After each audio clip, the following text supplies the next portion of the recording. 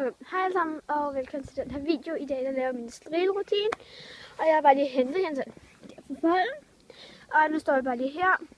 Sådan, lige kan man se, der har været så ridebane. Og så er jeg bare lige i gang med at dække noget, og man er bare lige forspænderne. Og så vender jeg bare tilbage, når jeg har gjort det. Okay, så nu har jeg lige fået spændt det op.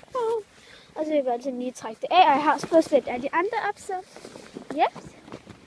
Og der er Mega uden dækken. Ja. Og jeg går egentlig bare lige i gang med striletab. Jeg har den med også med strikekasse. Jeg har den her mega nederen taske. Okay. Og der har jeg denne her strile. Som der har sådan to sider. Denne her og den her. Den her med sådan nogle massagekugler, der kan dreje rundt. Ligesom sådan roll-on deodorant og sådan noget. Og det her, det er sådan nogle, den bare sådan. Og jeg filmer den selv, så det er sådan lidt besværligt at stå og stride, mens man filmer. Og så er kvaliteten sådan dårlig. Og den kører bare sådan i ring på hende. Og det er egentlig bare det, jeg gør. Så lige har brugt den der med to sider. Så bruger jeg denne her knopper. Jeps. Hvor jeg bare bruger samme teknik med at køre ring. Fint, så vi ringen. Fokus her. Yeah. Og den kører bare i ring.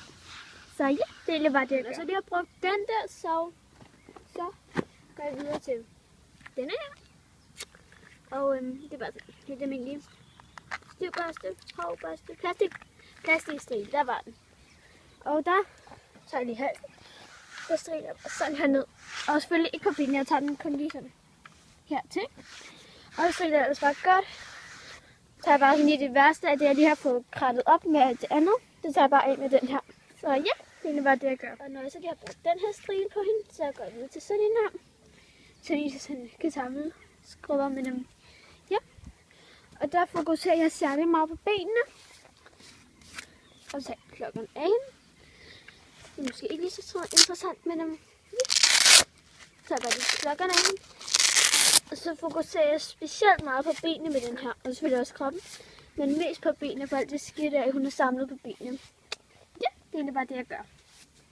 Okay, når jeg så ikke har brugt, brugt den på kroppen og på benene, specielt bare på benene, så går jeg til den her lidt blødere en for hele kroppen, og det viser jeg lige på dem. Jeg gør, den gør jeg bare med den anden og bare striler. Ja, det er bare det, jeg gør. Og når jeg så har brugt den her på kroppen, så bruger jeg den her hårrenser. Ja. Og det her, det bliver lidt svært.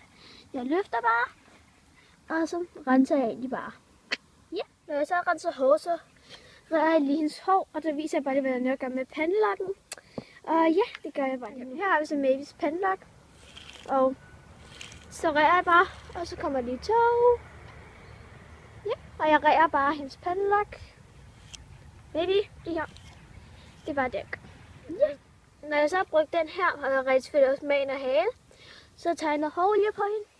Og det har jeg lige gjort på de 3 andre hår, men jeg har lige undladt en. Og jeg undlader bare lige. Det er lidt besværligt at gøre med en hånd, men og jeg har den for Blue Horse. Jeg kan lige sige, hvad den hedder bagefter.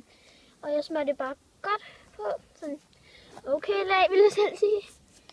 Og så smører det bare sådan på. Ja. Og den hedder Hoof Oil Special. Og den er fra Blue Horse. Sådan der. Ja, det er bare det. Så har jeg egentlig bare min RBH forgamaske, fordi jeg lige opdagede, at jeg så på hendes barben, så hun kan ikke have dem på. Og dem lægger jeg bare på, og ja, I ved nok godt, hvad det man gør. Ja, og jeg tror egentlig bare, at jeg slutter den her video nu, fordi det næste, jeg gør, det er bare sadlen, og det laver en anden video til. Og transen og så rød er egentlig bare, så det er egentlig ikke så svært, men hej! Sig hej, baby! Det er fint, når det var hårskrim på. Baby, siger hej hej.